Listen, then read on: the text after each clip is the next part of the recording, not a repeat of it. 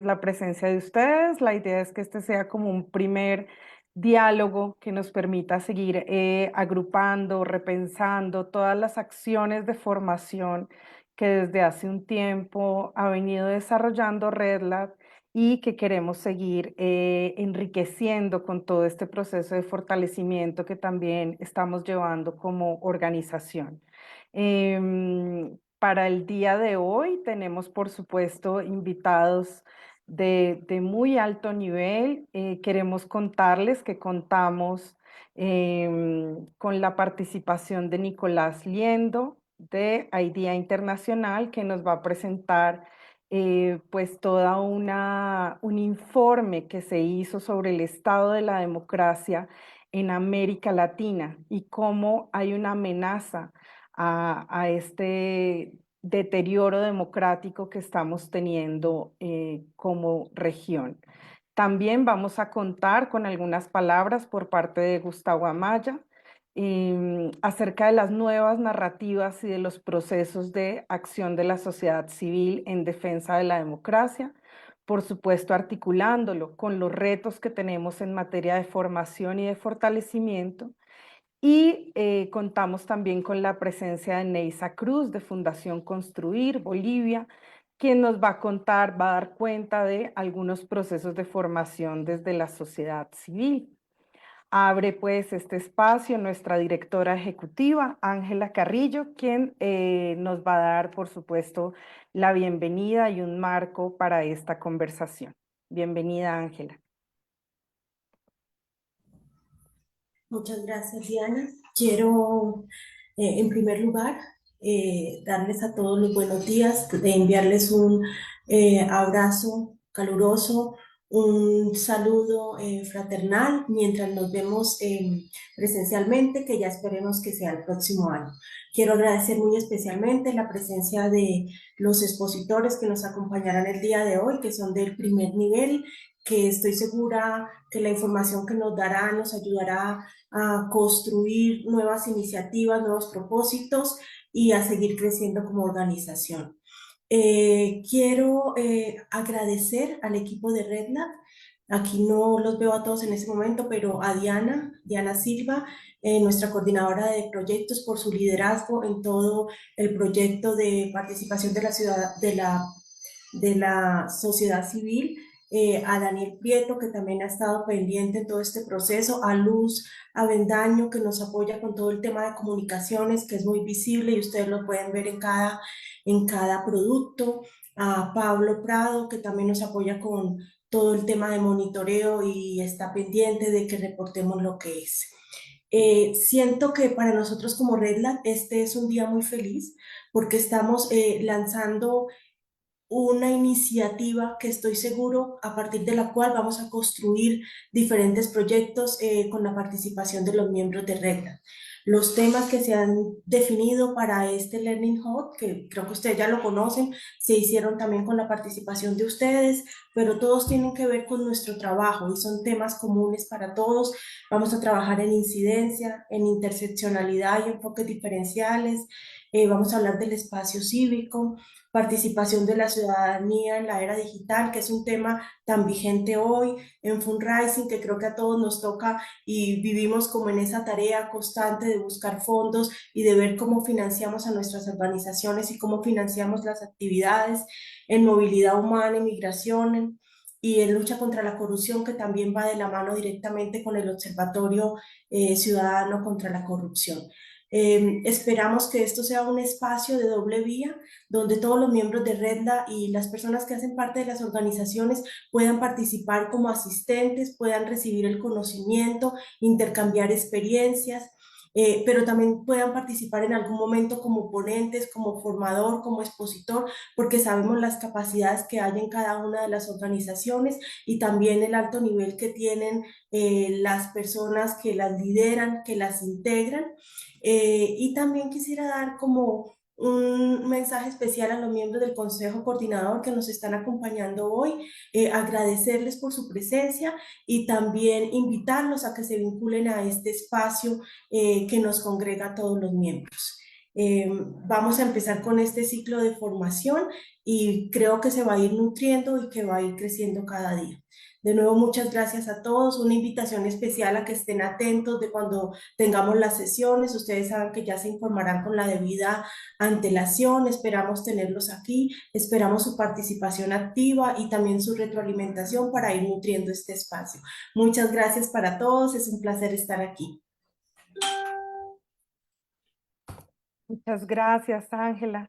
Continuamos entonces con Nicolás. Nicolás Liendo, por favor, si puedes iniciar tu presentación.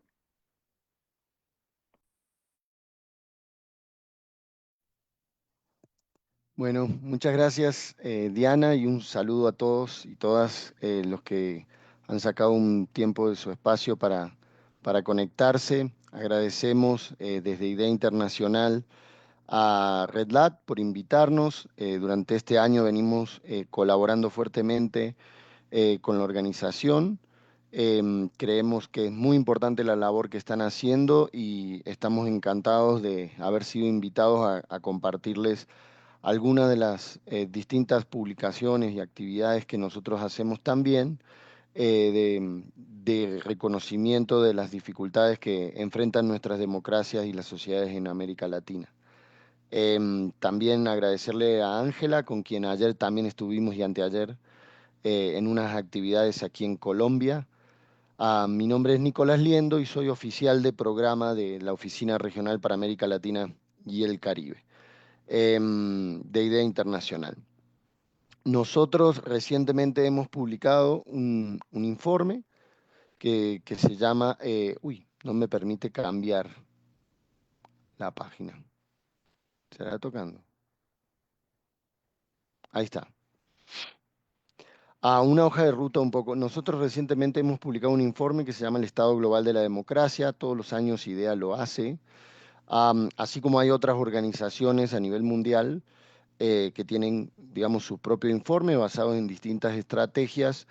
Idea Internacional tiene este informe que todos los años produce y que tiene información tanto a nivel global como a nivel regional, acumulando una serie de indicadores, y con base en eso analizamos cuál es el desempeño que los países tienen en materia democrática. Este año, como ustedes saben, es el año del superciclo electoral, donde más de 80 países irán a elecciones nacionales y la mayor cantidad de personas en la historia asistirán a esas. Y estas elecciones se dan en un contexto de incertidumbre radical, como dice nuestro secretario general de Idea Internacional, Kevin Casas Zamora, que fue vicepresidente de Costa Rica. Es decir, una enorme cantidad de transformaciones a nivel global que se venían desarrollando de manera lenta, han adquirido una enorme velocidad: la transformación digital, la transformación educativa, la transformación laboral, y con un espacio en materia económica y geopolítica muy compleja, de reducción del crecimiento económico, de altas tasas de inflación, altas dificultades de los gobiernos para generar nuevos recursos, y en el medio un proceso de debilitamiento de la democracia y de la desconfianza ciudadana a nivel global de todas las instituciones políticas y sociales que conocemos. Ahora bien, lo que nosotros vemos es que los países, en al menos una de las distintas categorías que tienen nuestro índice sobre la democracia, que analiza cuatro posibles factores: la participación, la representación, derechos y Estado de Derecho. Allí lo que vemos es que los países que tienen un descenso en al menos uno de esos factores superan con creces los que están mejorando. Y como vemos, la tendencia ha cambiado hacia 2017, 2018 a nivel global, y hoy 47 países, 47% de los países, o sea, 5 de cada 9 experimentan retrocesos, mientras que solo 1 de cada 3 experimentan algún tipo de mejoras. Y como ven acá, la tendencia ha cambiado fuertemente de lo que veníamos observando. Ahora, esto hace que por octavo año consecutivo, ¿sí? Como ven acá, más países son los que están teniendo un peor desempeño democrático versus antes, desde la época de la tercera ola de la democracia, que se hizo llamar, donde había más países que mejoraban sus características democráticas, ya sea en materia de derecho, en materia de participación. Hoy es al revés, digamos, en el balance neto de países. ¿Qué pasa en América Latina? En América Latina nosotros vemos que este proceso ya se venía dando desde antes. No es que comienza como a nivel global a inclinarse la balanza hacia el otro lado como en 2017, 2018, y obviamente la pandemia tiene un severo efecto sobre derechos y libertades, sino que en América Latina este proceso ya en 2011, 2012 y especialmente en 2013 se acentúa y nunca más volvimos a poder observar una mayor desempeño o progreso de las democracias versus los retrocesos. De tal medida que, si bien haciendo como un resumen de los últimos 45 años desde que se inicia la tercera ola en América Latina, ciertamente, si miramos cómo estábamos en los 70 y cómo estamos hoy, la región continúa siendo democrática y resiliente en muchísimos de nuestros países, a pesar de la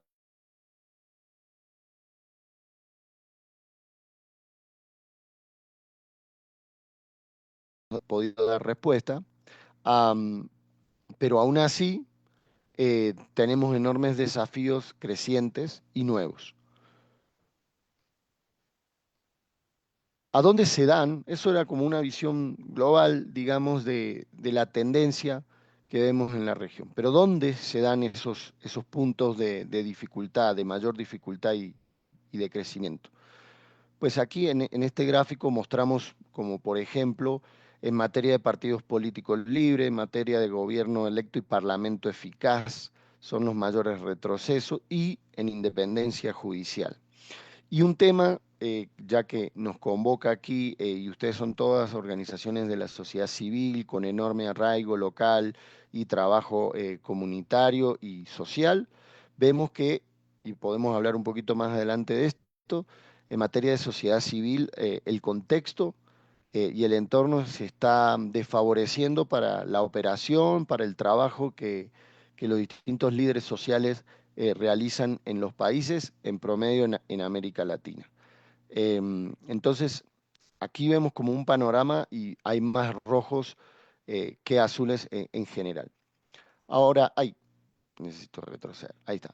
Em, Ahora, también hay, como este es el año que les decía, el superciclo electoral en América Latina, 6 grandes elecciones que la semana pasada vimos con el último resultado de la elección de segunda vuelta presidencial en Uruguay, donde retorna al poder el Frente Amplio eh, frente a la coalición multicolor que estaba en el gobierno. Lo que vemos en materia general, haciendo un balance, es que hay un declive de la participación electoral a nivel global, en América Latina también, si bien no tengo un gráfico explícito para América Latina, desde que retornó la democracia y volvimos a tener elecciones para elegir gobernantes. En los 80 había un nivel de participación promedio en la región del 80%, 85%, y hoy está en el 67,8%. Es decir, ha declinado fuertemente los niveles de participación, y eso que en América Latina tenemos la mayoría de los países voto obligatorio, que ustedes saben en promedio que haya un 10%, los países que tienen voto obligatorio en promedio tienen 10% de participación electoral superior en promedio versus los que no lo tienen.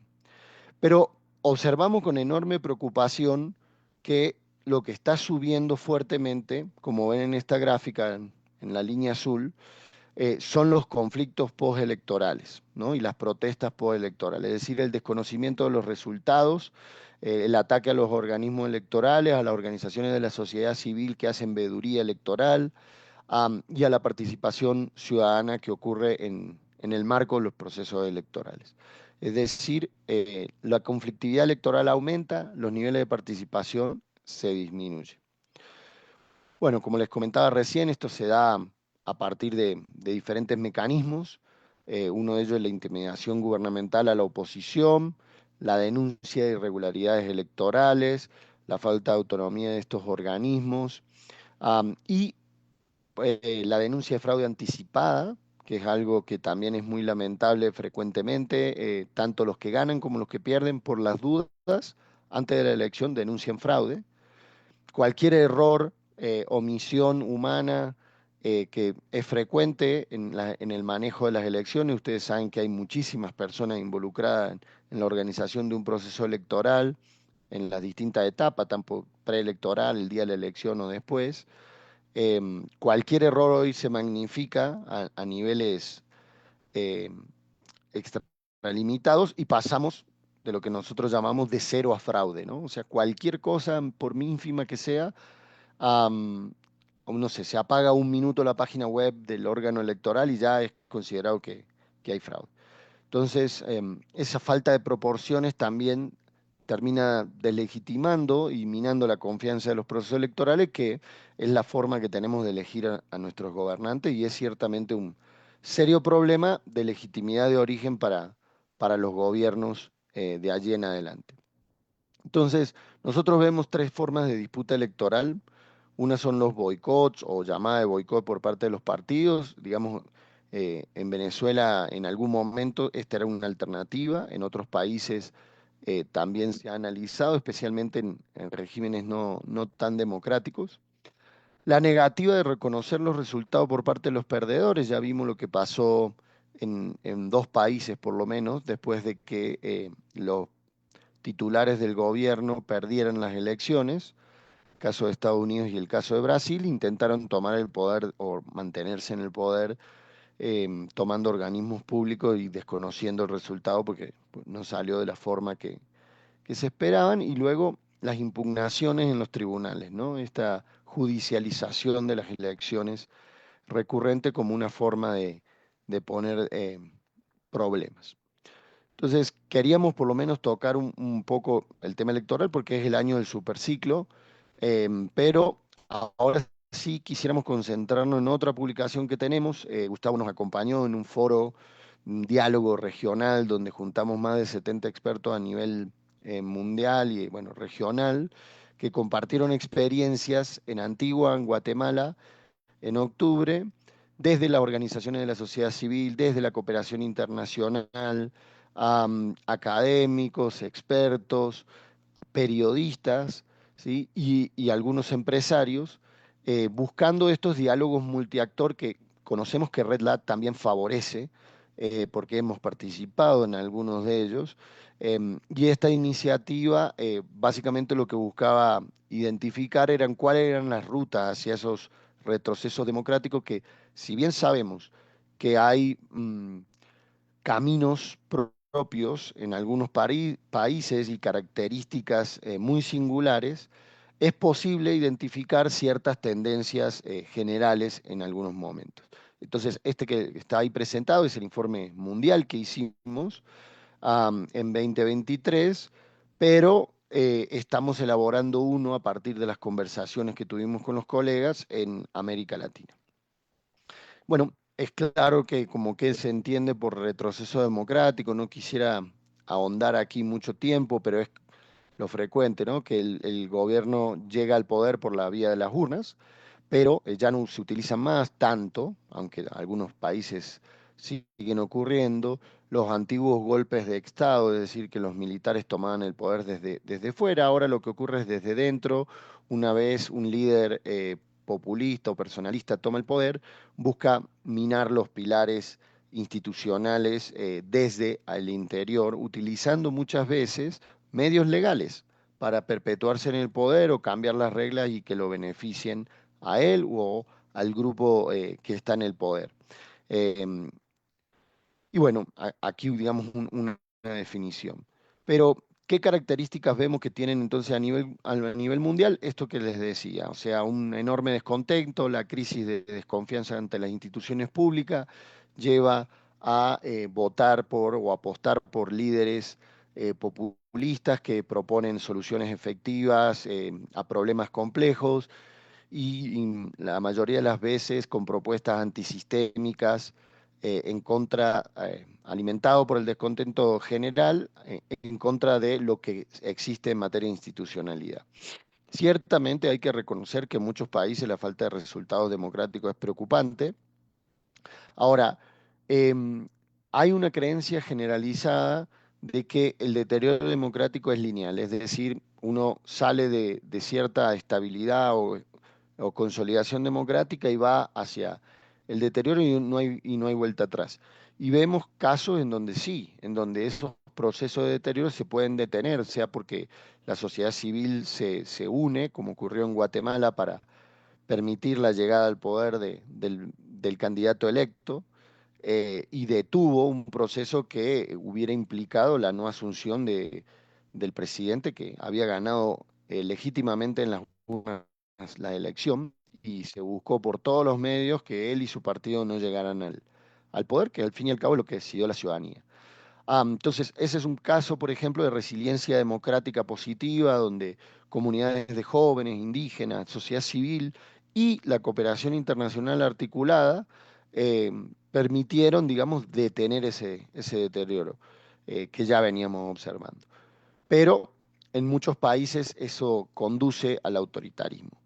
Entonces, tenemos que ver de qué manera podemos prevenir esos deterioros, cómo cuando se están dando poder detenerlo de manera efectiva y cómo cuando estamos retrocediendo o consolidando democracias, cuáles son las herramientas que tenemos para consolidarlas y apoyar eh, un ecosistema democrático positivo. Ahora, ¿cuáles son las 12 tendencias globales? Esto sí me interesaría, es como el gran resumen de todas las publicaciones. El primero, o sea, ¿qué es lo que observamos cuando está ocurriendo el deterioro? Primera estrategia que utilizan estos gobiernos es drenar, copar o instrumentalizar el poder judicial. ¿Sí? Hay diferentes mecanismos dentro de esto, pero este es como el principal. El otro es alterar la cancha de juego electoral, ¿no es cierto? O sea, si se puede o no lo judicial, pero la clave, obviamente, para mantenerse en el poder es cambiar las normas de distritación, cambiar la estrategia o reformas electorales que permitan permanecer más tiempo en el poder, em, aumentar umbrales para que haya menor cantidad de partidos y solo quede el de uno. Entonces, hacer eso casi antes de las elecciones. Hay muchas formas de alterar la regla de juego electoral, por ejemplo, cambiar las normas de financiación política para que el Estado solo beneficie a los que están en el Estado o a los que están en el gobierno. La tercera es una estrategia que desde el día uno observamos que implementa este tipo de gobierno, es debilitar la oposición política. De todas las maneras posibles, ya sean atacando a las organizaciones políticas, o ya sean atacando a las personalidades o líderes políticos. Y muchas veces llega hasta encarcelamiento o obligándolos a exiliarse. Crear una fachada democrática, esta idea de que respetamos el Estado de Derecho, pero cuando en realidad el Estado de Derecho está siendo modificado para beneficiar a los que están en el gobierno.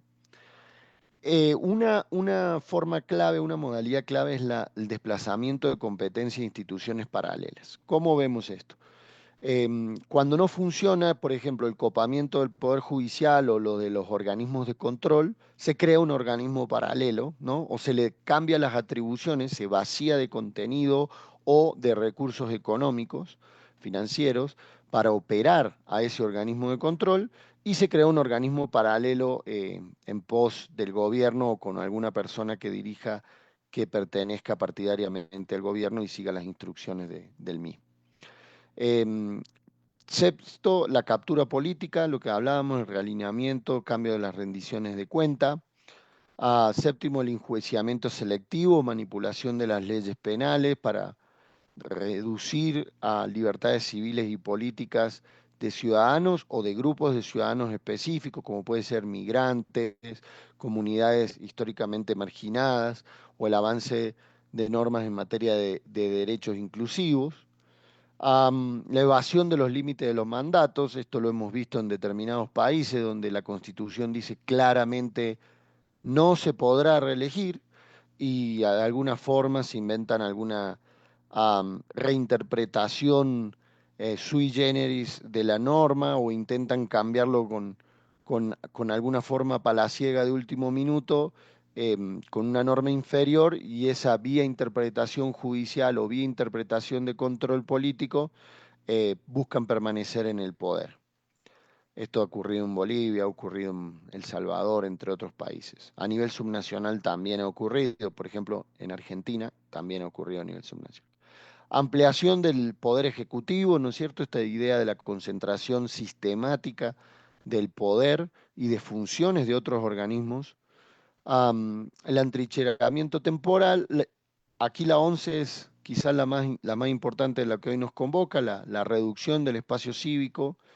Fíjense la reciente normativa o ley aprobada por el Congreso de Paraguay en tiempo express para reducir el espacio cívico, controlar a las ONG y su financiamiento, y hacer como la prensa o un sector de la prensa cercano al gobierno, hacer una persecución de las organizaciones de la sociedad civil respecto a cómo son financiadas, qué tipo de actividades hacen, qué tipo de pensamiento tienen, etcétera.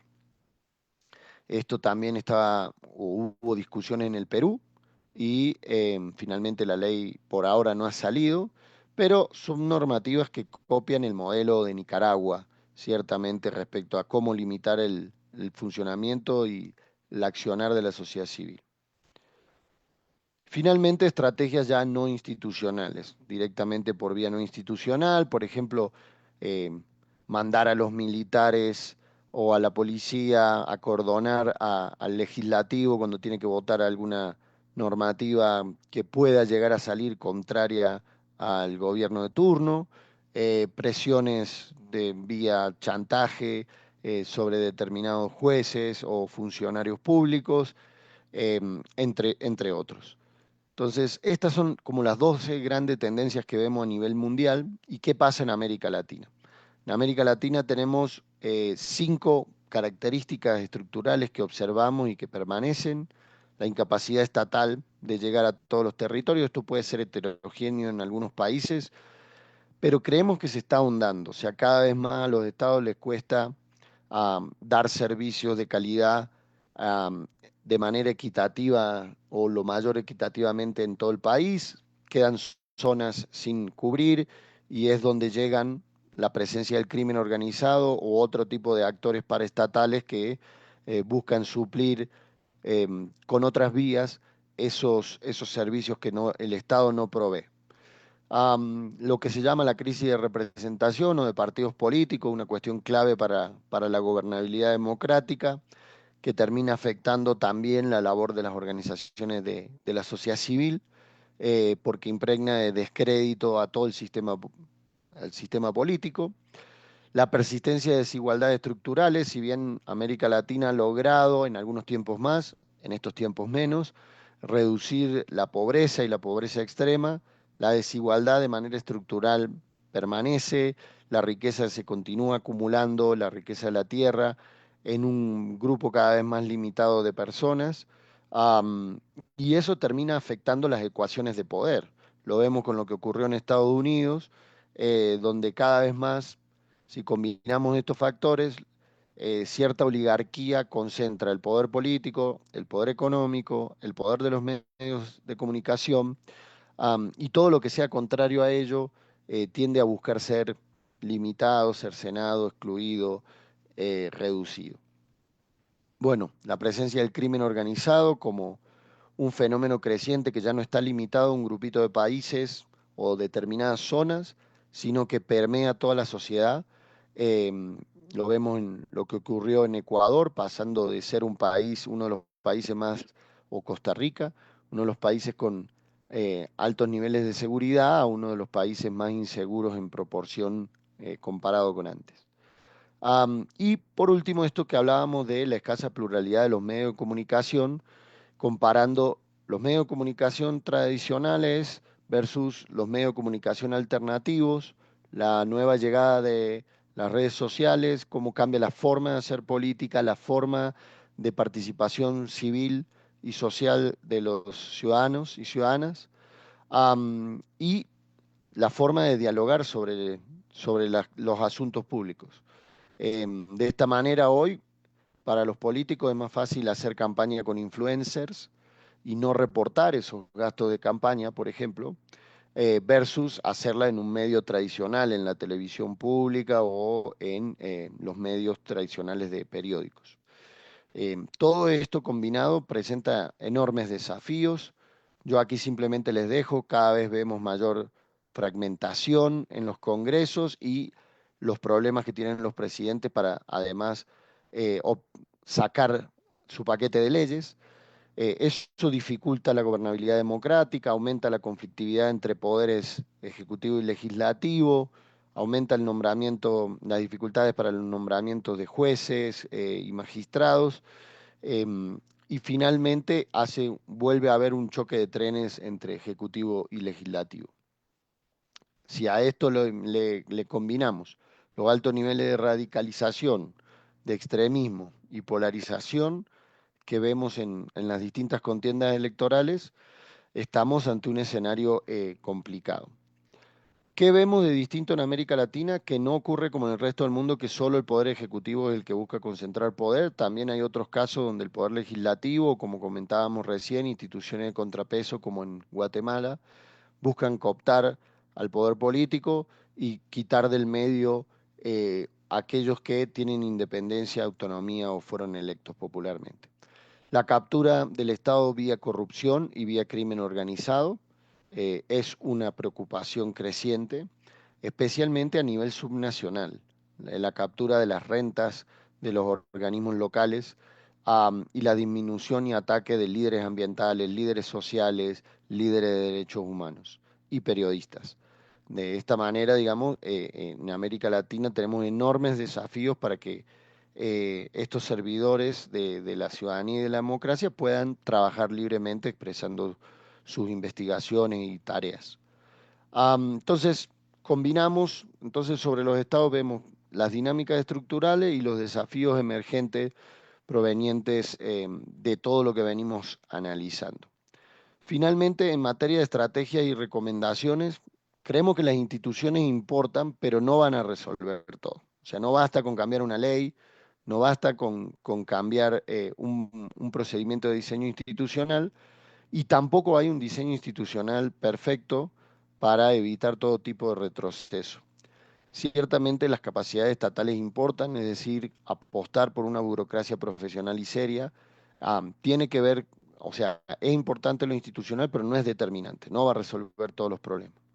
Lo que estamos haciendo aquí, apostar por la cultura política, por el diálogo y compartir saberes, la tarea que hace Red Lat y las organizaciones de ustedes para formar en educación y en valores democráticos, quizás en una tarea de largo aliento, pero es la tarea, la semilla, digamos, que es necesaria para sembrar una democracia y germinar una democracia en las nuevas comunidades y generaciones, que no han vivido quizás el pasado que nos tocó a varios en América Latina.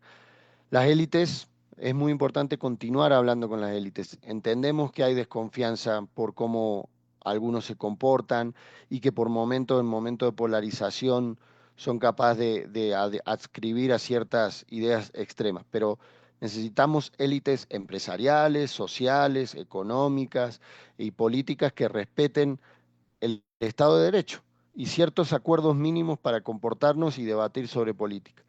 Y tener medios de comunicación diversos para evitar la desinformación y la polarización, y medios comunitarios son muy importantes de apoyar.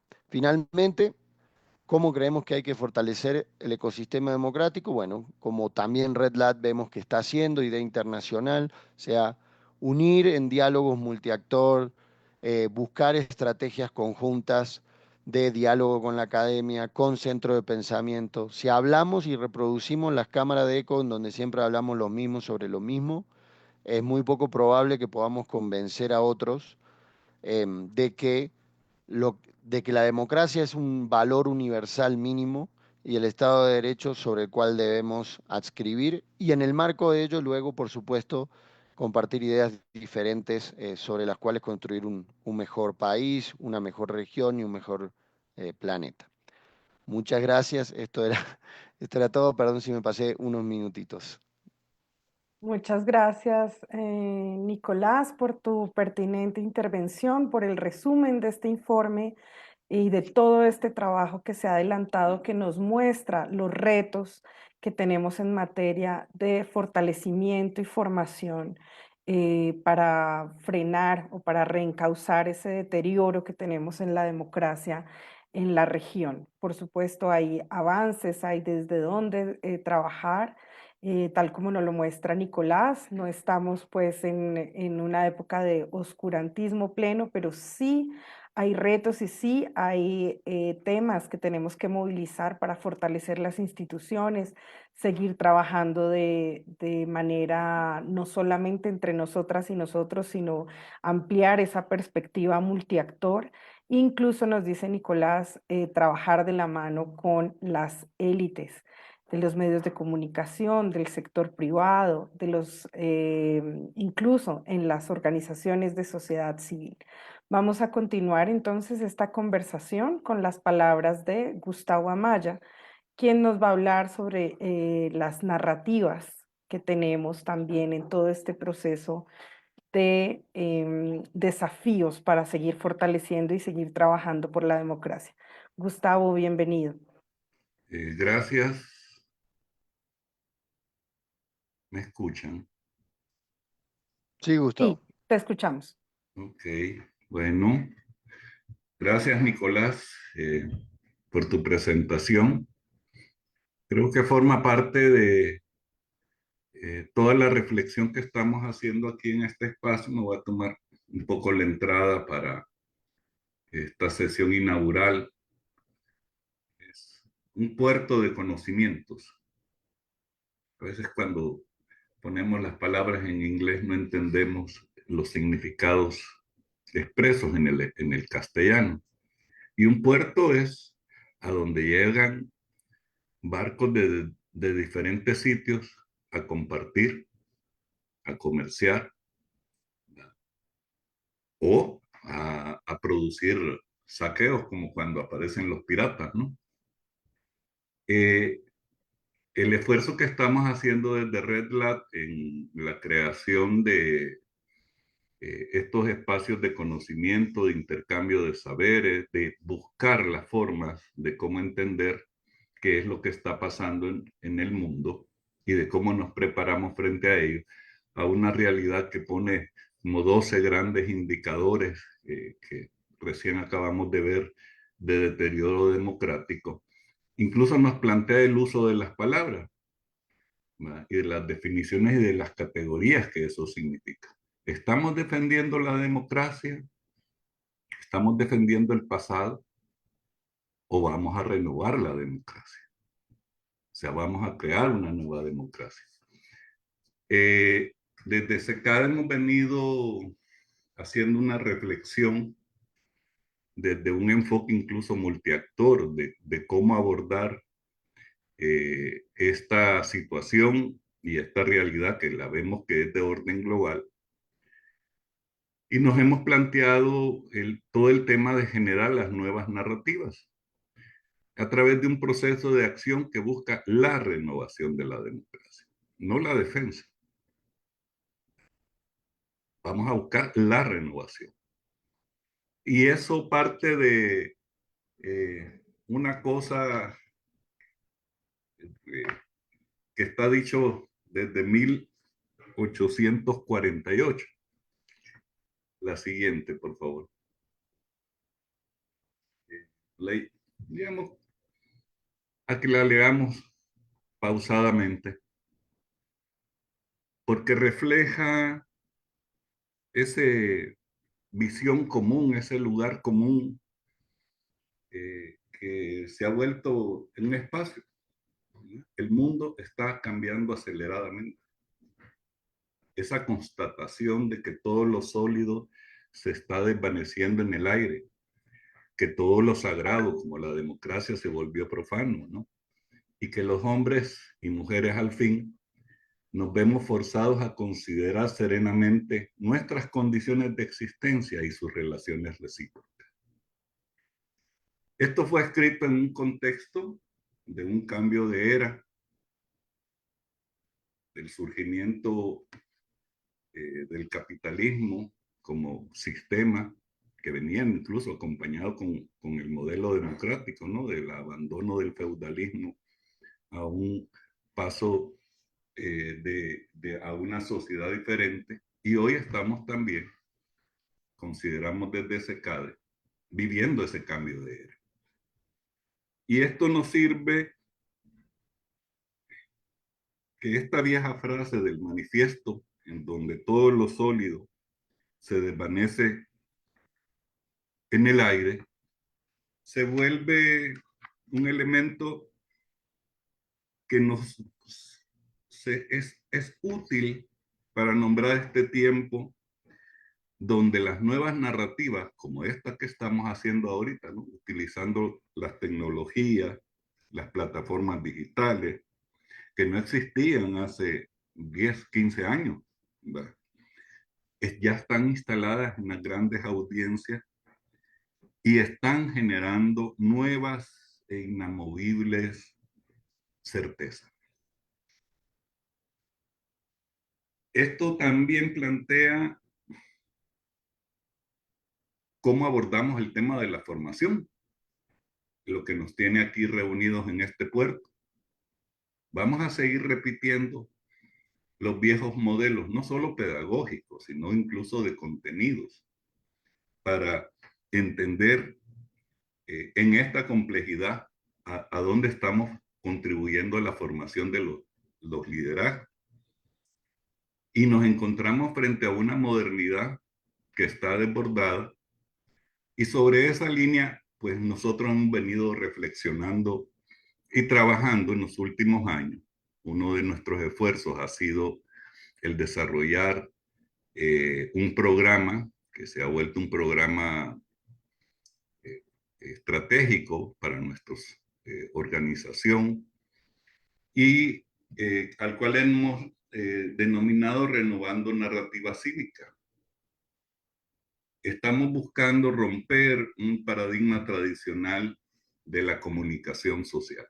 La mayoría de nuestras organizaciones, y si no lo llamo a que revisemos todas nuestras plataformas, vamos a decir algo, vamos a proponer algo, y lo que publicamos es una foto o un PDF en el Twitter o en cualquiera de las redes, con aquel montón de letras, ¿no? O nos vamos a pronunciar sobre algo y lo que producimos es un montón de loguitos. Consideramos que abrir la cuenta de Twitter o abrir la cuenta de X o de Facebook o de la red que sea, tener una sola persona de comunicaciones como una parte instrumental, estábamos resolviendo el problema. Pero eso funcionaba en el pasado, ya no funciona ahora porque el mundo cambió. Nicolás lo mencionó ahí en parte de el tema de los influencers, el tema de cómo se está haciendo la política ahora, no solo para evadir la declaración de cuánto gasto en campaña, sino la forma de hacer la política, la forma de comunicar la política. El medio se convirtió en el mensaje, parafraseando a un teórico de los 70 de la comunicación. Las redes en sí mismas, incluso por la aplicación del algoritmo, se está convirtiendo en el gran decisor político. Le sube más impacto a la audiencia, el interés, las emociones, e inmediatamente te empieza a cambiar la realidad. Y el programa cuenta con de dos grandes componentes, el de formación, pero también lo acompañamos con el de investigación práctica, investigación sobre procesos, ¿verdad? Buscamos generar liderazgos con fuego en el alma. Y ocupamos esta frase por una sencilla razón. No los líderes que van a conducir el país, no, necesitamos desarrollar nuevamente las pasiones, ¿no?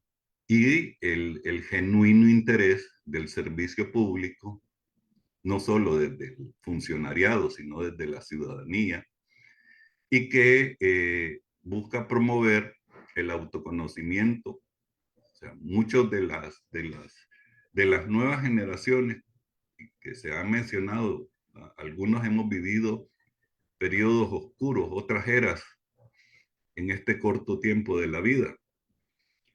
Pero hay una generación que no los ha vivido y tienen no solo un desconocimiento, sino también un autoconocimiento de sus saberes, de sus debilidades, de cómo adaptarse a un mundo tan incierto y de cambio, ¿verdad?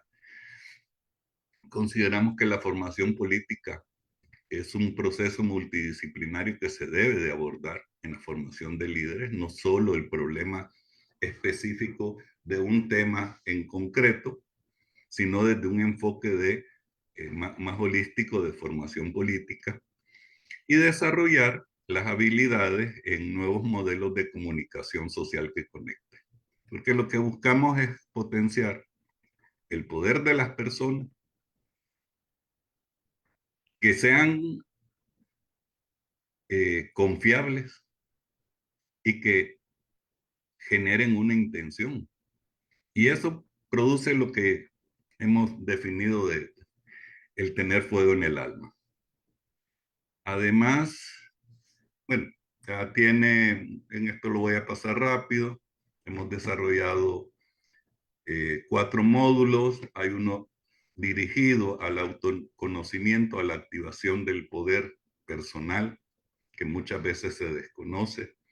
Hay un desconocimiento, nos hemos encontrado en este proceso de lo que es el poder y de cómo se expresa y de cómo nos manipula y de cómo también lo podemos utilizar y de cuál es nuestro poder personal y social. El módulo 2 está asociado a qué estamos haciendo como personas, cuál es nuestra identidad, cuál es nuestro aporte a la sociedad, ¿no? ¿Cuál es nuestra causa? El módulo 3 está asociado a identificar las causas colectivas, al nuevo rol del ciudadano y de la ciudadanía, todo el tema de los cambios en las macrocausas sociales. Y el último módulo está asociado a todo el tema de utilización de las nuevas técnicas, ¿no? Adelante. Hemos hecho con esto hasta el momento más de 35 entrenamientos. Hemos trabajado alrededor con 250 líderes. Hemos trabajado con más de 100 organizaciones que han sido beneficiadas. Hemos desarrollado 15 aplicaciones, 15 investigaciones aplicadas, más de 20 campañas de luchas comunitarias elaboradas, algunas de ellas en proceso. Hemos mejorado también las habilidades y competencias de más de 30 vocerías comunitarias. Aparte de este programa de formación y de investigación, también tenemos otras iniciativas que hemos venido desarrollando o apoyando en algunos de ellos, ¿verdad? En las nuevas plataformas de medios de comunicación. Una de ellas se llama Lava, es un medio de comunicación periodístico orientado desde una forma diferente, una revista de periodismo de soluciones.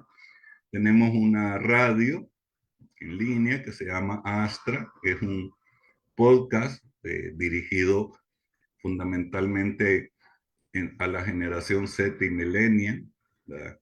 Y que busca abordar toda esta problemática, toda esta situación desde una perspectiva diferente. Hemos desarrollado también una iniciativa en el caso de El Salvador en particular, el ser una sociedad transnacional donde casi el 30-35% de nuestra población vive en Estados Unidos, y esta tiene un alto impacto no solo social, sino económico y político en los últimos tiempos de cuáles son los rumbos que el país tiene. Se ha trabajado en apoyar una red de salvadoreños americanos. Hay otro podcast que está asociado a todo el tema de visibilizar a líderes a través de las acciones que están haciendo, y a una iniciativa que nos está costando desarrollar, pero que consideramos que es importante porque hay demasiada dispersión en ese ámbito, que es todo el tema de fomentar una red cultural, ¿verdad?, que permita generar nuevas expresiones culturales, sociales, democráticas, desde desde los ámbitos del arte y la cultura. Ya entrando a este nuevo proceso, partiendo de, de esa certeza de que el mundo ha cambiado, nos dedicamos un poco en el último año a revisar todo el proceso de formación. Lo hemos compartido con RedLab, incluso como parte de los enfoques metodológicos para esta segunda o tercera edición de los procesos de formación de RedLab. Y partimos de un libro, un texto que se llama La modernidad desbordada, que fue escrito a inicios del 2000 por Arjun Apadauri. Y habla, entre otras cosas, en esta modernidad desbordada, que hay 5 grandes paisajes que nos han cambiado en nuestro tiempo actual. Hay un cambio en el paisaje étnico, cambio de identidades a través provocada por la migración, entre otras cosas, y la movilidad masiva. Nos plantea el problema a las personas de cómo abordar las nuevas culturas, ¿verdad?, cómo entendemos o aceptamos las nuevas identidades. Pero también este cambio en el paisaje étnico ha traído los discursos de odio e intolerancia. Si los líderes que tienen que asumir esta renovación no entienden lo que implican estos grandes desplazamientos humanos y cuál es su postura social y política frente a ello, pues sencillamente no van a poder tener una respuesta a estas nuevas formas de expulsión, de estas implicaciones sociales y económicas que nos están provocando estos nuevos exilios, y de entender incluso nuestras propias resistencias frente a la diversidad. El más conocido, y el que incluso nos sigue sorprendiendo cada rato, el cambio en el paisaje tecnológico, ¿no? Hoy estamos, que podría haber sido un avatar de inteligencia artificial en esta presentación.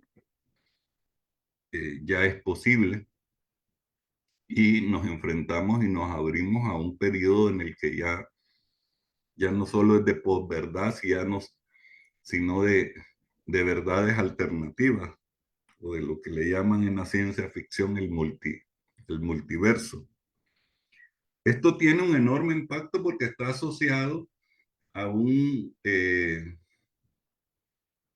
estudio a gran escala que las grandes empresas tecnológicas están haciendo sobre los seres humanos, sobre su comportamiento, sobre cómo promoverle el consumo. Y eso ha pasado. Creo que todos recordamos el escándalo de Cambridge Analytica, ¿no? Que fue cuando aparece la gran incursión de las tecnologías en la manipulación del voto o de la intención de voto en las personas para elección del, creo que era de Trump en este momento.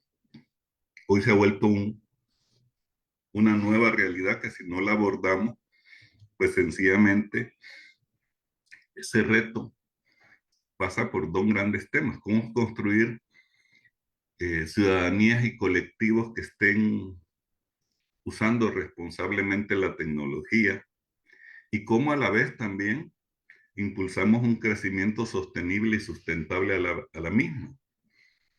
El tercer gran paisaje que se nos ha transformado y que continúa es el financiero.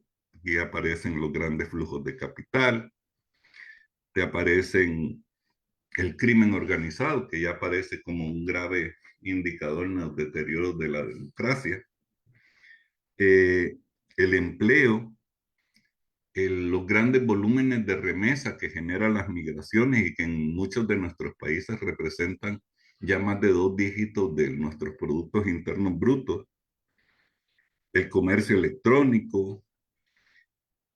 No podemos formar a nuevos líderes o nuevas organizaciones, a la sociedad civil, si no tenemos en cuenta todos estos elementos de cambios en el paisaje financiero y de aprender competencias para poderlos abordar. El cuarto, como decimos, es otro de los que están presentes más evidentemente, que es la instalación de nuevas formas de llegar a las audiencias y de comunicar. El cambio del paisaje mediático, que se ha vuelto el campo de batalla política principal. Permite llegar a la forma más rápida a las audiencias, pero tiene la gran trampa de que nos puede hacer caer en estar peleando permanentemente, distrayéndonos de lo esencial y de los problemas de la gente, despegarnos de los territorios. Hay que leer simbólicamente estos usos, cómo podemos ocuparlos para potenciar y visibilizar la realidad, los territorios, y construir narrativas que permitan tener resonancia efectiva y que busquen generar mayorías democráticas en nuestros países. Y finalmente, algo que incluso Nicolás mencionó, que hubo un encuentro en Guatemala para buscarle salidas o ideas fuera de la caja al tema de la regresión democrática. Recuerdo al expresidente de Costa Rica que estuvo presente y que mencionó un factor que era el tema ideológico. Y casualmente encontramos que aquí se ha producido también un enorme cambio. Esa sociedad líquida y esa forma de ver el mundo donde ya pareciera que estamos haciendo eco de lo que decía o lo que escribió Fukuyama hace un tiempo del fin de la historia, se está convirtiendo en uno de los factores en los que permiten no solo la destrucción de los modelos democráticos a través del ataque al cuestionamiento a las ideologías tradicionales, sino al vaciado de proyectos sociales y políticos. Creemos que es importante que los liderazgos trabajen, encuentren nuevas propuestas utópicas que generen pasión, que generen movilización, que generen impulso en las personas y en las comunidades. porque si no somos capaces de generar esperanza, y esa es una de las razones de tener ideología, ¿no? De tener un proyecto de nación, de país, de sociedad, eh, no vamos a poder generar los sueños que las personas deben de tener. Este esfuerzo tiene un enfoque metodológico que está dirigido por un concepto de aprendizaje por competencia, ¿verdad? Hay una fase 1 que es el proceso de formación en competencias. Esto permite identificar qué hacer, un plan de intervención comunitaria, y una fase 3 que es un intercambio de experiencias y buenas prácticas o malas prácticas que nos encuentran y volvemos a repetir el ciclo, ¿no? Creemos que es un proceso continuo en el que se van mejorando competencias, en el que vamos haciendo un laboratorio en los territorios y vamos identificando qué nos funcionó, qué no nos funcionó, cómo lo podemos mejorar. Básicamente este es el proceso que metodológicamente estamos queriendo desarrollar. Hemos encontrado que requiere de presencialidad. Es bastante difícil y una de las discusiones que tenemos que hacer para futuro con RedLab es cómo vamos mezclando formación de formadores para que puedan replicar en los territorios y que sean presenciales y que nos permita tener la parte de uso de tecnología y de la virtualidad como un respaldo. Básicamente ese es más o menos el enfoque que estamos queriendo desarrollar, ¿va? Partimos de ese concepto inicial de que todo lo sólido se ha desvanecido. Y eso nos lleva a romper esquemas, a experimentar, a buscar sobre los que están reflexionando y a buscar también romper paradigmas en esa línea. Si queremos realmente poder transformar y dar un salto de humanidad positivo, ¿no? Creemos que esa es la única vía posible. Muchas gracias. Gracias, Gustavo. Contarles también a partir de todo esto que nos ha presentado Gustavo, que uno de los motores de la formación que vamos a tener en el Learning Hub de RedLab en los próximos meses o seguramente a inicios del próximo año, y a partir de todo un proceso de identificación colectiva de necesidades de formación, fortalecimiento, pensando también en esos retos que nos planteaba Nicolás, vamos a tener una formación en defensa del espacio cívico e incidencia ciudadana. Va a ser una formación, por supuesto, completamente gratuita y certificada y estará disponible para todos los líderes, lideresas y organizaciones de sociedad civil. Esperamos también personas de otros sectores vinculadas a RedLab y al Foro Ciudadano de las Américas. Saludamos también la presencia de Enrique de Obarrio, presidente de RedLab, quien nos dará un saludo antes de continuar con nuestra siguiente ponente, que es Neisa Cruz. Ay, creo que ya no está Enrique, ¿o sí? No lo veo.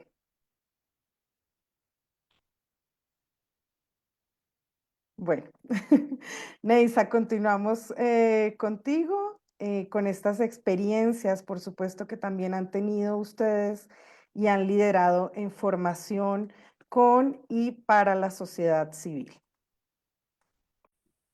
Muchas gracias, gracias Diana y a la RedLab por permitirnos compartir con ustedes estos procesos de formación que venimos desarrollando en Fundación Construir con una mirada de fortalecer a la sociedad civil, fortalecer a los distintos grupos poblacionales.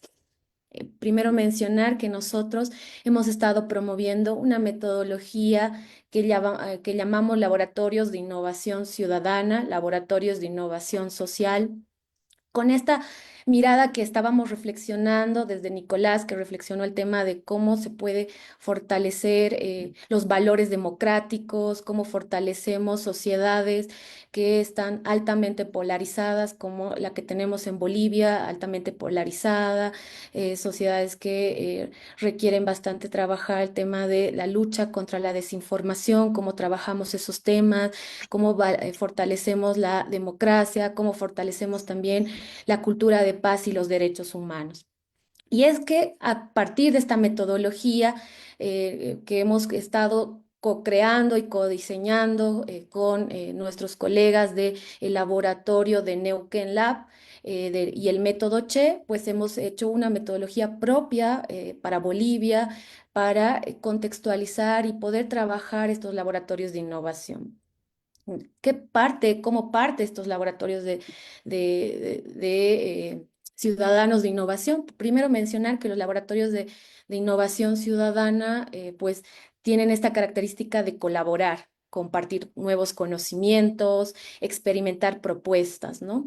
Y también estos espacios son abiertos, los hemos diseñado de forma abierta, donde más allá de la formación académica, edad, experiencia, procedencia, todos los participantes tienen que ser una pluralidad de participantes y integran y co-crean propuestas e ideas, ¿no? ¿Cuáles han sido nuestros objetivos de esta metodología que venimos desarrollando? Primero, apostamos por una formación en laboratorios. ¿Por qué? Porque los laboratorios permiten generar espacios orientados a tratar problemas complejos. Hemos estado tratando problemas como mejorar, por ejemplo, el tema de los derechos humanos, de los derechos de las mujeres, cómo hacemos campañas de comunicación, cómo ahorita estamos en un proceso muy enigmático porque nosotros tenemos elecciones judiciales, nosotros elegimos a las altas cortes, ¿no? Y como ven en las imágenes de esta presentación, jóvenes han diseñado cómo quieren recibir esos mensajes, cómo entender el sistema judicial, cómo entender cada una de las funciones de las y los que serán elegidos ahora en diciembre a cargos de las altas cortes, cómo entender sus roles, sus funciones, por qué es relevante la justicia en un sistema democrático, ¿no? Entonces, han sido los propios jóvenes que a partir de los laboratorios han creado esta mirada de cómo generar esos mensajes, cómo luego comunicarlos y difundirlos a distintos grupos, ¿no? Y a partir de los laboratorios nos ha permitido mirar estas soluciones, incluir a distintas voces, actores, ¿no? Pero en particular mirar y promocionar la inteligencia colectiva. Todos juntos podemos crear soluciones, ideas, resolver algunos problemas que muchas veces pasan por mirar entre todos qué se está haciendo, qué se está generando y cómo lo podemos mejorar entre todos, ¿no? Los laboratorios también nos han generado una red de colaboración muy grande de actores, nos han permitido crear un valor social, generar soluciones a los problemas, acciones de incidencia a estas soluciones y en particular, como mencionaba, el valor de estas propuestas e ideas. ¿Por qué hemos apostado por esta metodología? ¿No? Es importante mencionar que hemos apostado por esta metodología porque generas proyectos, nos ha ayudado a generar proyectos, experimentar esas soluciones que muchas veces pues no la visibilizábamos y con todos los actores, estas múltiples voces, hemos logrado generar respuestas, soluciones mucho más integrales a nuestras problemáticas. También porque genera innovación ciudadana. Los laboratorios generan esa innovación ciudadana como un proceso colectivo, donde hay un enfoque inclusivo, un enfoque situado en resolver estos problemas, ¿no? Y además se incorpora a la ciudadanía. Creemos que no, hemos cambiado ese diagnóstico que hacíamos muy formal, ¿no? Por escucharnos activamente, por adaptarnos a esos contextos locales, por integrar distintos saberes, visiones, pero además no solamente esa mirada de tecnología, sino también mirar cómo lo hacemos entre todos, entre distintos, entre diferentes, cómo nos escuchamos, cómo llegamos a consensos y cómo luego esas ideas se potencian.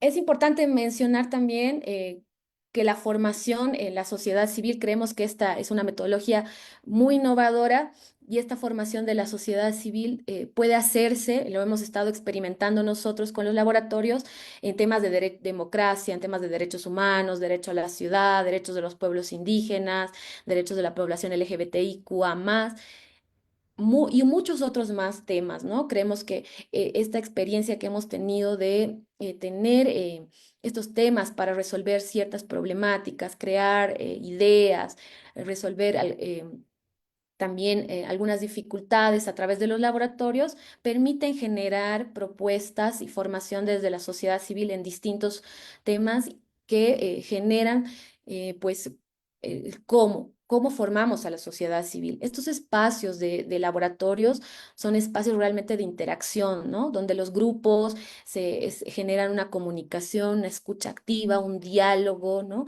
Donde aporta un proceso de diseño, de modificación de propuestas, donde llegamos a consensos, donde somos capaces de resolver estas problemáticas de forma más plural, más integral, mirando distintos actores locales, mirando también las competencias, ¿no?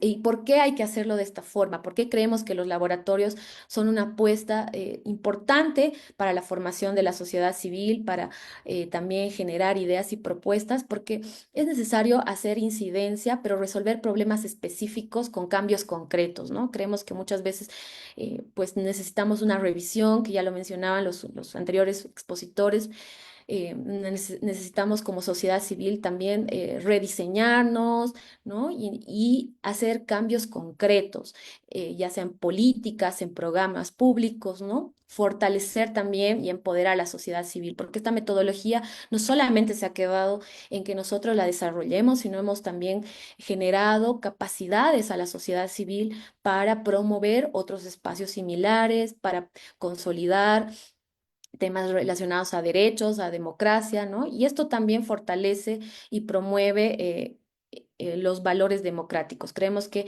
estos espacios son altamente importantes, altamente colaborativos, pero también promueven a partir del diálogo y el consenso también la mirada de democracia, ¿no? ¿Cuál es la ruta que seguimos para hacer estos laboratorios? Primero promovemos una primera etapa que es la fase del encuentro, de reconocerse. Son espacios donde hacemos una serie de encuestas, ¿no? Donde conocemos quiénes son los actores que están participando en el espacio, vemos cómo está la problemática, miramos un poco cómo podemos trabajar conjuntamente, ¿no? Y en ese espacio surgen también las primeras ideas de cómo se puede llevar a cabo un proyecto, esta problemática que vamos a resolver, cómo mejorarlo, qué aporta cada uno, ¿no? Y una segunda etapa está diseñada la colaboración. ¿Cómo hacemos que este espacio y todos colaboren, ¿no? Se generan las ideas, se generan las propuestas, se generan los proyectos, las políticas públicas. Y en una tercera etapa lo que hacemos es el prototipado. Avanzamos al desarrollo del prototipo físico. ¿Cómo es esa idea? ¿Cómo se vuelve tangible? ¿Cómo lo palpamos? ¿Cómo lo visualizamos? ¿No? Y toda la comunidad, los participantes trabajan en esa forma colaborativa de mirar ese prototipo. ¿Cómo habíamos pensado en esa política pública, en esa comunicación de la justicia para las elecciones judiciales? ¿Cómo habíamos pensado resolver problemas de derechos a una vida libre de violencia, por ejemplo, a analizar cómo mejorar la comunicación en los tribunales de justicia y otras problemáticas, ¿no? Ahí miramos cómo podemos hacerlo, cómo lo vamos a hacer. Y una cuarta estrategia está diseñada a la incidencia, porque estos espacios no pueden terminar si no generamos incidencia, si no le agregamos ese valor social a las soluciones que hemos encontrado, si no ponemos ahí un cronograma para generar la incidencia, a volver las ideas en acciones, ¿no? Y generar esos acuerdos de colaboración entre los distintos actores diversos.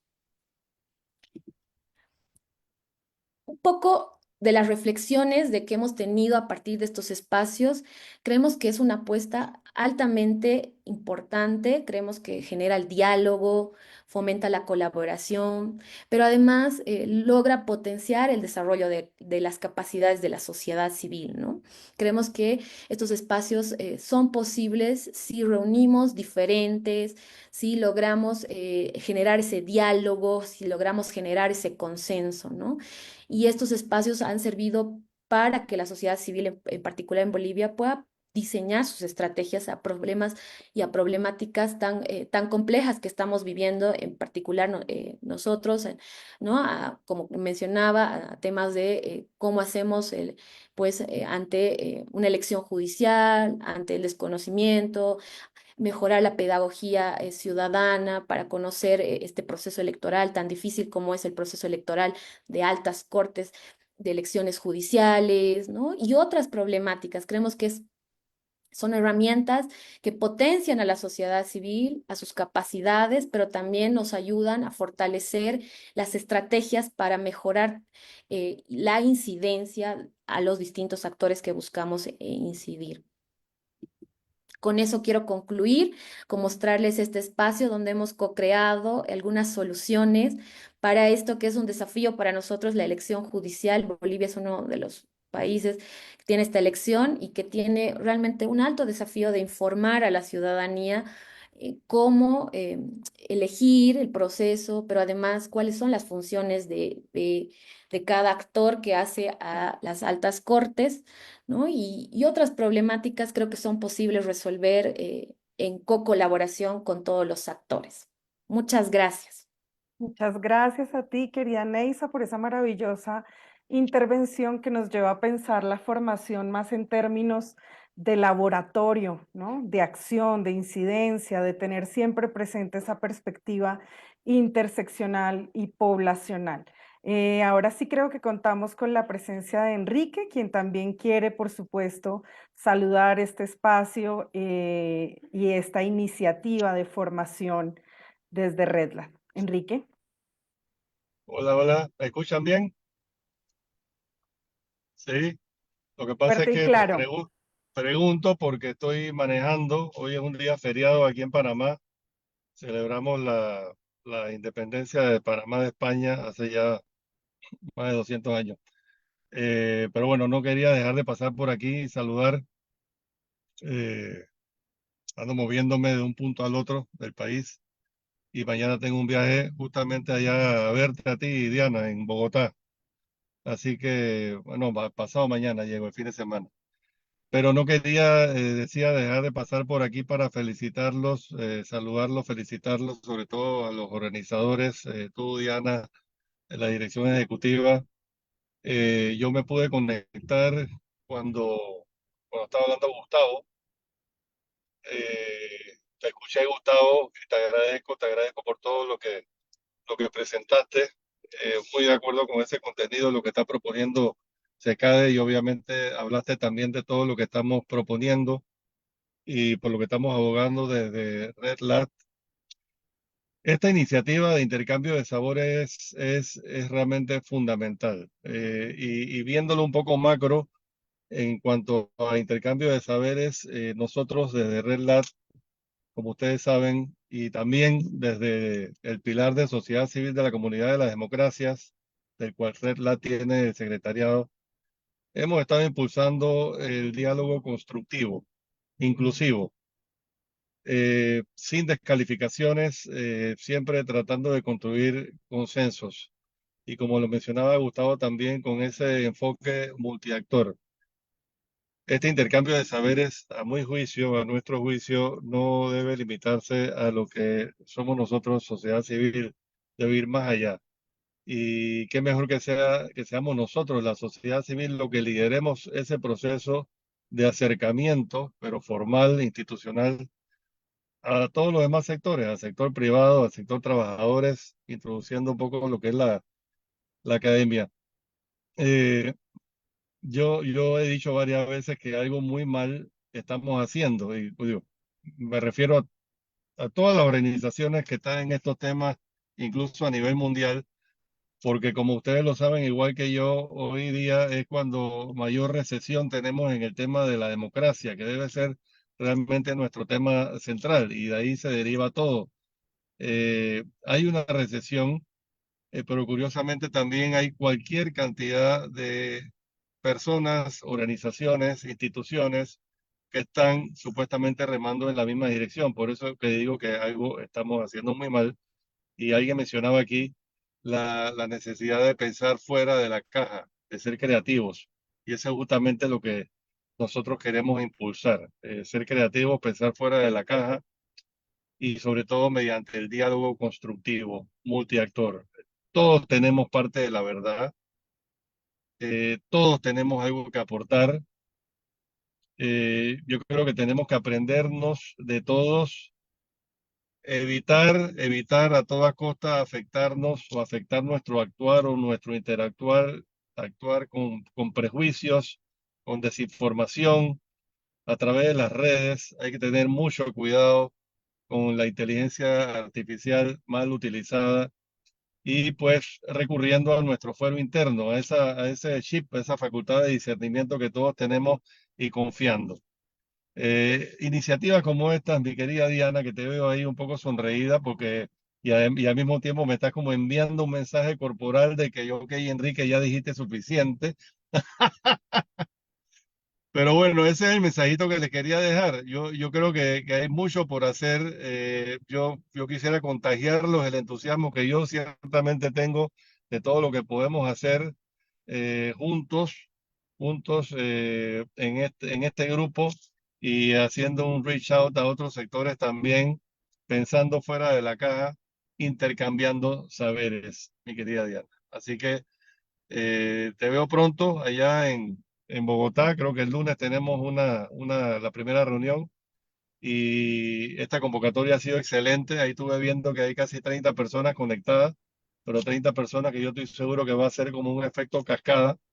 Así que bueno, los felicito a todos los organizadores, a todos los que han participado y ahora me voy a desconectar dentro de un ratito para entrar en otra reunión y sigo manejando aquí en la República de Panamá. Un fuerte abrazo a todos. Gracias a ti, Enrique, por estas palabras que, como tú dices, nos invitan a pensar estos procesos de formación también en términos de innovación social, de cambio para el desarrollo, de pensar fuera de la caja y, por supuesto, de sumar iniciativas. Hay gente, organizaciones, redes de sociedad civil que también se están movilizando en África, en Asia, en Europa, y cómo no tenemos todos estos esfuerzos de manera dispersa. Uno de los enfoques, por supuesto, como lo dice Enrique, centrales de los procesos de formación de RedLab es ese intercambio de sabores y de saberes, como lo dices, que no es otra cosa que potenciar, aprovechar todos los saberes, la trayectoria, la experiencia que tienen nuestras organizaciones de sociedad civil y que tienen también representantes de otros sectores de la sociedad con los que es vital trabajar. No podemos seguir hablando entre nosotras, entre nosotros. Y también una de las preguntas que planteaba, por ejemplo, Gustavo en su intervención, estos procesos de formación, ¿para qué? No somos una universidad, no somos un think tank, por lo tanto, nuestros procesos de formación son procesos de formación para el diálogo, para el fortalecimiento, para la transformación social, para el fortalecimiento de iniciativas locales, nacionales, hemisféricas, tal como también lo ha planteado Neisa Cruz. Quisiéramos abrir un par de intervenciones cortas antes de dar el cierre a este espacio, pero también quisiéramos escuchar algunas de los líderes, las lideresas que nos acompañan aquí en este espacio y que también tienen experiencia, por supuesto, y trayectoria en procesos de formación. Entonces, no sé si alguien quisiera compartir algo, también aportar hacia dónde debe encaminarse este Learning Hub de RedLab.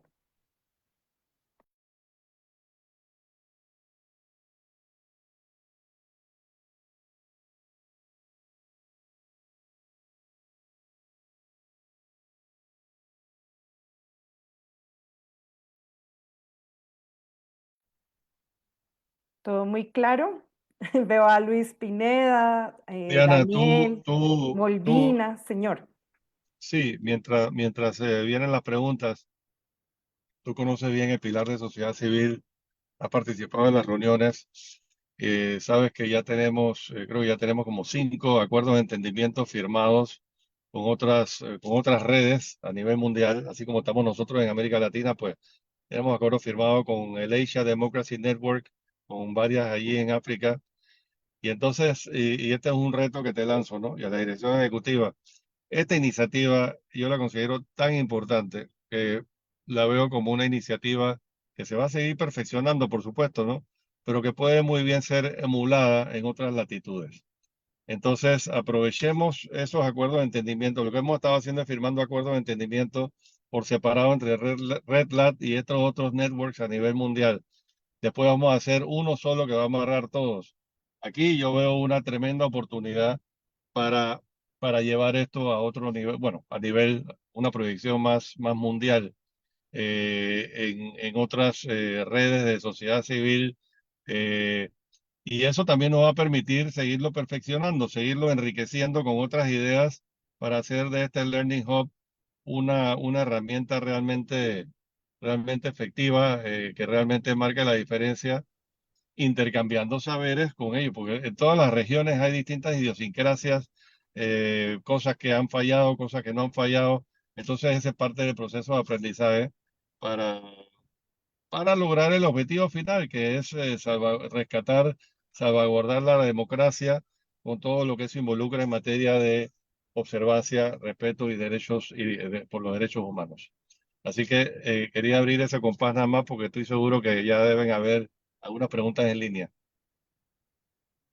Vale, muchas gracias, Enrique. Por supuesto, ojalá generar procesos de intercambio, de fortalecimiento, ahora ya no solo en América Latina entre nosotras y nosotros, sino también con otras redes de trabajo que son muy interesantes en Asia, en África. He tenido la fortuna, de verdad, como dice Enrique, de acompañarles, escucharles, aprender otras metodologías y cómo no podríamos extender eso a toda nuestra red. Daniel Oyarzún. Oye, muchas gracias, Diana. Estaba pensando mientras tú hacías las preguntas y después de escuchar a Gustavo y a Nicolás y a Neisa, digamos, y todo esto que acaba de plantear Arturo.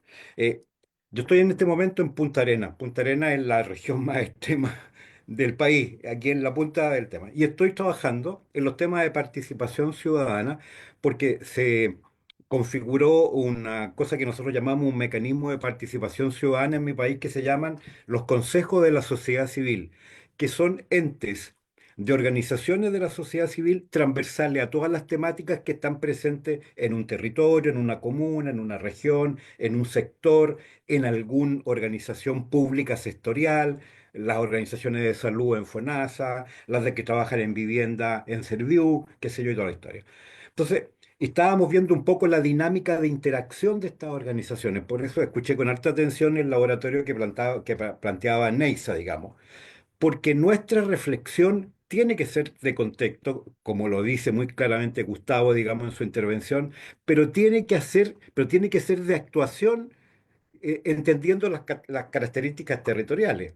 Y aquí, imagínate, una región a 2.000 y tantos kilómetros de Santiago y con un proceso de descentralización fuerte que se está viviendo en el país, lo que más te piden las organizaciones es que cualquier proceso de capacitación, yo tengo capacitación hoy día toda la tarde, digamos, sea atendiendo las características que tenemos aquí, el nivel de organizaciones, la penetración que tienen, la relación con la autoridad, la voluntad de la autoridad, en algunos casos más importante, en otros casos muy superficial y todo ese tipo de cosas. Entonces, creo que esta conversación tiene que irse aumentando también en eso, analizando lo más profundamente los contextos amplios, cómo nos va, digamos, transversalizando los temas de inteligencia artificial y de redes sociales y cómo de eso vamos reconvirtiendo actuaciones más concretas.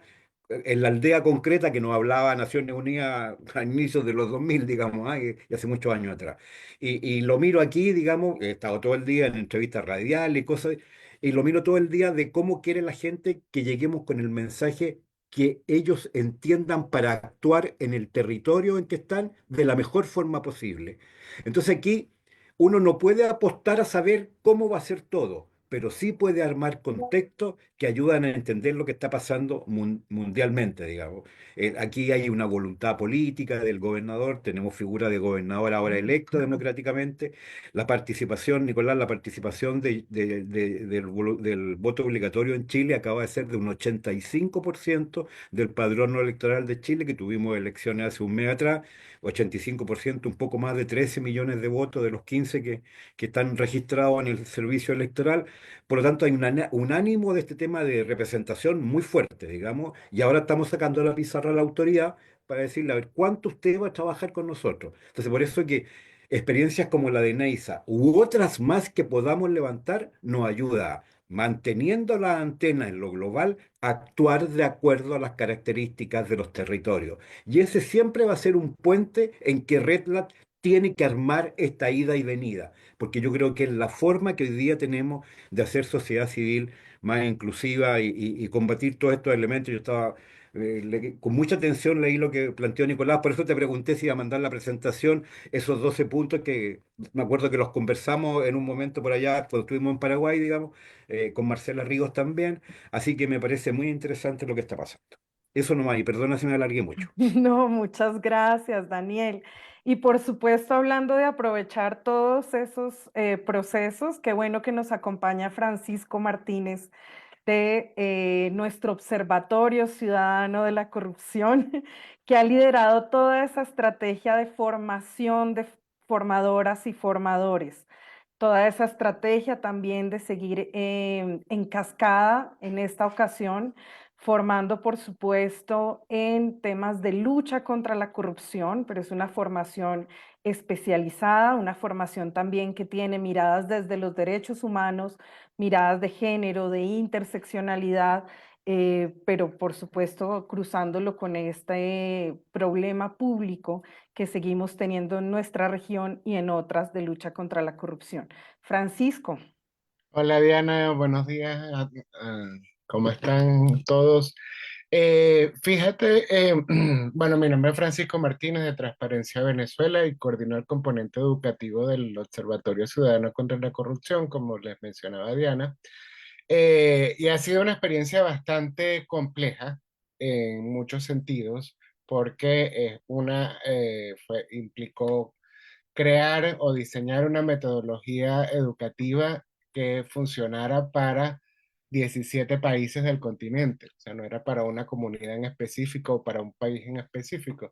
Y parte de los aprendizajes en las sesiones de intercambio de experiencias era la necesidad de que en estos procesos continentales cada país tuviese la posibilidad de adaptar la metodología a su realidad.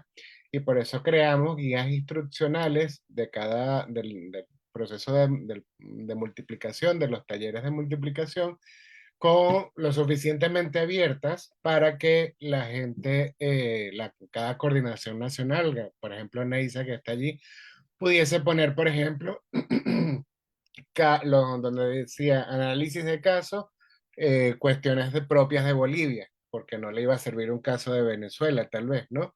O sí, no sé. Entonces, eh, eh, creo que la importancia del respeto por la diversidad de los contextos de cada uno lo confirmo a partir de la experiencia del observatorio. Eh, sí, yo quería traer a colación un punto, Diana, que me parece muy importante y que lo hemos obtenido como aprendizaje de este proceso de formación del OCC, y es que desde el año pasado, en las reuniones que hemos tenido en colectivo, se ha hablado mucho del tema de la presencialidad, ¿ok? Y que de los procesos formativos deben volver a la presencialidad y debemos retomar eso, ¿no? Siempre se ha mencionado de alguna u otra forma o en mayor o menor medida en nuestras reuniones. Pero con esta experiencia del OCC,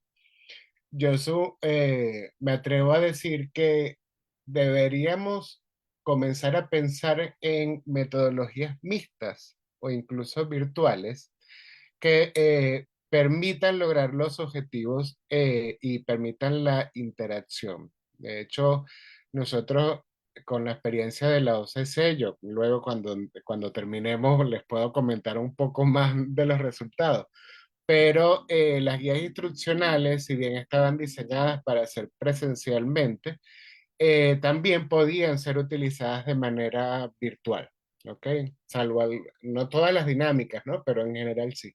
Entonces yo creo que deberíamos ir apuntando un poco a pensar eso, ese tipo de metodologías, porque en la práctica, ¿te acuerdas que el OCC estaba pensado para que los talleres fuesen presenciales originalmente?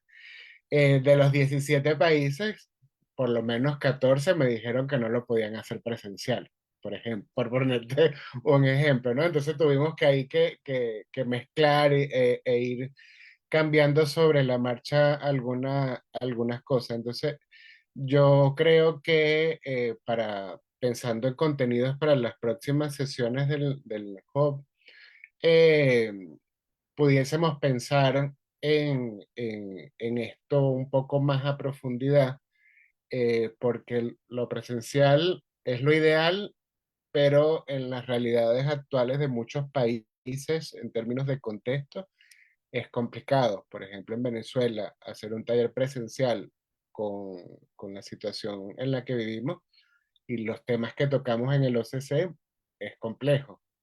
Pero la virtualidad nos genera un problema adicional que es la deserción, cuando los procesos son muy largos, o las dificultades de conexión, como le pasó a Ecuador con los problemas de electricidad que tienen, o en Perú que había en zonas rurales talleres y no lo podían hacer virtual.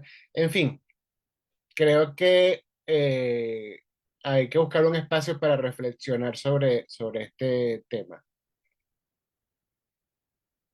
Muchas gracias, Francisco. No, contigo tendríamos un montón de cosas que reflexionar teniendo en cuenta ese liderazgo pues que has tenido y que han tenido en conjunto con todo el equipo del Observatorio Ciudadano, también por supuesto con mis compañeros Pablo, Luz desde acá, en toda esa estrategia de formación de formadoras y de formadores. Em, ya para ir concluyendo, solamente contarles, tengan en cuenta que arrancan varios procesos de formación. RedLab cada vez se está como expandiendo, fortaleciendo. Entonces, uno es el que ya se encuentra en curso con el Observatorio Ciudadano de Corrupción a través de esa estrategia de formación de formadoras y de formadores. Hay todo un campus que es el campus Transparencia, es un campus gratuito, se pueden revisar allí cursos relacionados con lucha contra la corrupción, con derechos humanos y demás. Otro proceso de formación es el que vamos a abrir en conjunto con SECADE, teniendo en cuenta esas metodologías que ellos ya han trabajado, que ya han testeado, han enriquecido esas metodologías de trabajo para la sociedad civil. Como les decía, es un proceso de formación en incidencia y en defensa del espacio cívico. Esto después de todo un proceso de identificación de necesidades de formación y también de recursos de formación que lideró Daniel Prieto desde RedLab.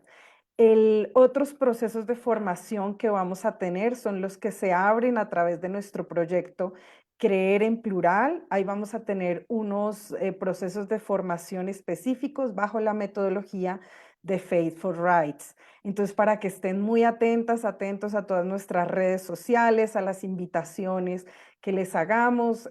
Como les contamos, son formaciones completamente gratuitas, certificadas, que también esperan pensar con ese reto que nos pones, Daniel, formaciones que tengan que ver también con los perfiles de las organizaciones y con las realidades. También reflexión que nos deja Francisco, esas realidades de las organizaciones y de las personas con las que trabajamos.